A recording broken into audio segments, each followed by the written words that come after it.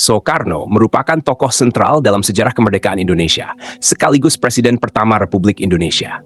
Namun dalam berbagai diskursus sejarah, muncul pertanyaan, mengapa Soekarno yang tidak terjun langsung dalam pertempuran fisik bersenjata justru menjadi pemimpin tertinggi negara? Untuk memahami hal ini secara menyeluruh, kita perlu menelusuri latar belakang kehidupan Soekarno, jejak perjuangannya dalam membentuk nasionalisme Indonesia, kontribusi ideologis dan politiknya yang sangat besar, serta situasi geopolitik dan sosiokultural Indonesia menjelang dan pasca proklamasi kemerdekaan.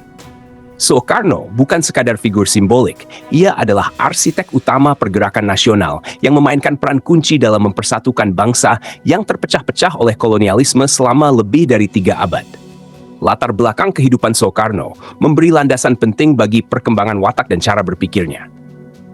Ia lahir pada 6 Juni 1901 di Surabaya, dari pasangan Raden Sokemi Sosrodiharjo, seorang guru dari kasta priai Jawa, dan Ida Ayu Nyoman Rai, seorang wanita Bali dari kasta Brahmana. Dari garis ayahnya, Soekarno mewarisi intelektualisme Jawa dan semangat pembebasan dari struktur sosial feodal. Sementara dari ibunya, ia belajar spiritualitas dan nilai-nilai ketimuran yang khas. Ia tumbuh dalam lingkungan yang terdidik dan progresif, yang mendorongnya untuk terus belajar dan bertanya. Masa mudanya di Surabaya sangat menentukan. Ia tinggal di rumah Haji Omar Said Cokro Aminoto, pemimpin Sarekat Islam. Dan dari sana, ia menyerap ide-ide modernisme Islam, sosialisme, dan anti-kolonialisme. Pendidikan formalnya di Technische Hogeschool te Bandung, sekarang ITB, memberinya gelar insinyur sipil. Namun lebih dari itu, kampus menjadi panggung awal bagi perjuangannya di bidang retorika dan politik. Soekarno sejak awal tidak menempuh jalan perjuangan fisik seperti yang dilakukan para pejuang gerilya di daerah-daerah. Ia memilih jalan politik dan ideologi yang tidak kalah penting dalam konteks perjuangan melawan kolonialisme. Tahun 1927, ia mendirikan Partai Nasional Indonesia (NI) yang bertujuan mencapai Indonesia merdeka atas kekuatan sendiri. PNI memperkenalkan garis politik non-kooperatif terhadap Belanda, serta menolak bekerja sama dengan sistem kolonial. Soekarno dengan cepat menjadi tokoh karismatik karena kemampuannya berbicara, menyusun ide, dan membakar semangat massa. Pidatonya yang terkenal, Indonesia Menggugat, ketika diadili Belanda, merupakan contoh paling nyata bagaimana ia melawan kolonialisme dengan senjata retorika dan logika politik. Meski ia kemudian dipenjara dan diasingkan ke berbagai tempat seperti Ende dan Bengkulu, Soekarno tetap aktif menyebarkan semangat kebangsaan. Kontribusi nyata Soekarno yang membuatnya layak menjadi presiden bukanlah dalam bentuk mengangkat senjata di medan perang, melainkan dalam membentuk identitas bangsa Indonesia. Ia adalah tokoh yang berhasil mengartikulasikan ide Indonesia sebagai satu kesatuan nasional di tengah keragaman budaya, etnis, dan bahasa. Gagasan-gagasannya yang kemudian dirumuskan dalam Pancasila pada 1 Juni 1945 menjadi dasar negara dan ideologi pemersatu. Pancasila tidak muncul begitu saja.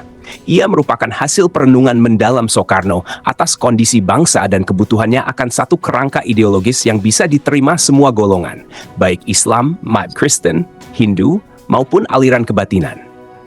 Ketika Jepang menduduki Indonesia pada 1942, Soekarno memilih jalur strategis. Ia bekerja sama dengan Jepang dalam beberapa organisasi semu, seperti Putera dan Jawa Hokokai.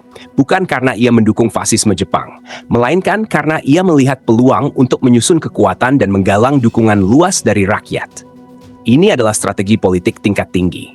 Soekarno paham bahwa gerakan fisik frontal terhadap Jepang akan berakhir sia-sia, sehingga lebih baik masuk dalam sistem dan memanfaatkannya untuk kepentingan kemerdekaan.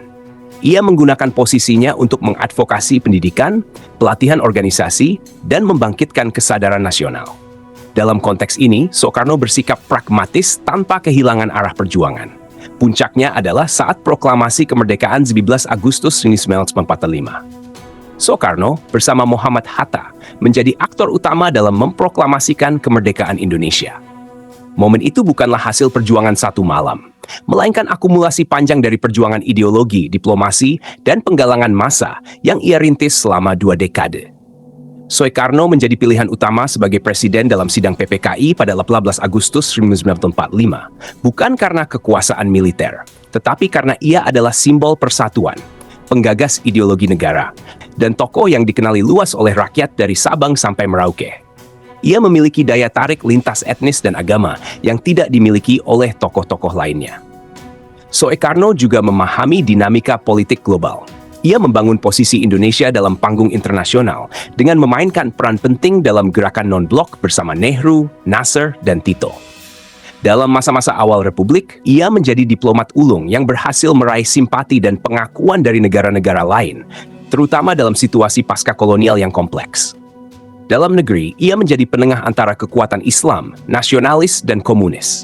Meskipun akhirnya eksperimen demokrasi terpimpin dan nasakom, nasionalis, agama, komunis, menuai kritik, namun harus diakui bahwa pada masa awal kemerdekaan, strategi ini mampu mencegah disintegrasi negara.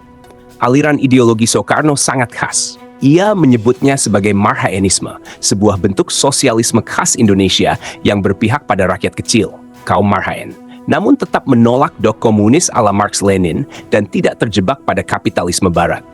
Marhaenisme adalah penjelmaan semangat anti penindasan dalam konteks budaya dan sejarah Indonesia. Soekarno menyerap berbagai pemikiran dunia, dari Islam, sosialisme, humanisme, hingga romantisisme, dan mengolahnya menjadi ideologi yang membumi di tengah rakyat. Itulah mengapa ia disegani, karena ia tidak sekadar mengutip teori-teori asing, tetapi mampu menerjemahkannya dalam bahasa dan semangat Nusantara. Posisi Soekarno sebagai presiden bukanlah hasil kudeta atau penunjukan sepihak, melainkan konsensus politik dari para founding fathers. Ia adalah pemimpin yang dirindukan oleh rakyat karena mampu berbicara dengan bahasa mereka. Ia paham penderitaan rakyat, tahu cara membangkitkan semangat nasional, dan berani menantang kekuatan besar dunia dengan gaya khasnya. Ia menyebut dirinya penyambung lidah rakyat Indonesia, dan ini bukan slogan kosong. Rakyat merasa terwakili dalam setiap pidatonya, dalam setiap langkah politiknya. Meskipun di masa-masa akhir kekuasaannya, ia dikelilingi oleh berbagai krisis, baik ekonomi, politik, maupun konflik ideologi, namun warisan kepemimpinan Soekarno tetap menjadi tonggak penting dalam sejarah bangsa. Perlu juga dicatat bahwa medan perang tidak hanya berupa hutan, senjata, dan darah. Perang ideologi dan diplomasi adalah medan yang sama pentingnya. Dalam konteks kolonialisme modern, perang bukan hanya fisik, melainkan juga pertarungan wacana dan legitimasi. Soekarno berjuang di ranah ini dengan sangat unggul. Ia memenangkan hati dan pikiran rakyat, membentuk kesadaran nasional, dan menciptakan basis ideologi negara.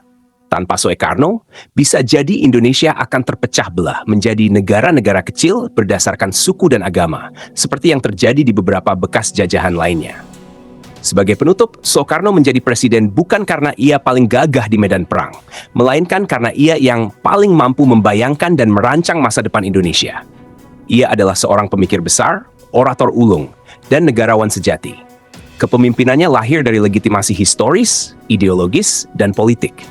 Ia adalah simbol dari cita-cita kemerdekaan itu sendiri. Tanpa perlu mengangkat senjata, ia telah membangkitkan semangat perjuangan seluruh bangsa Indonesia.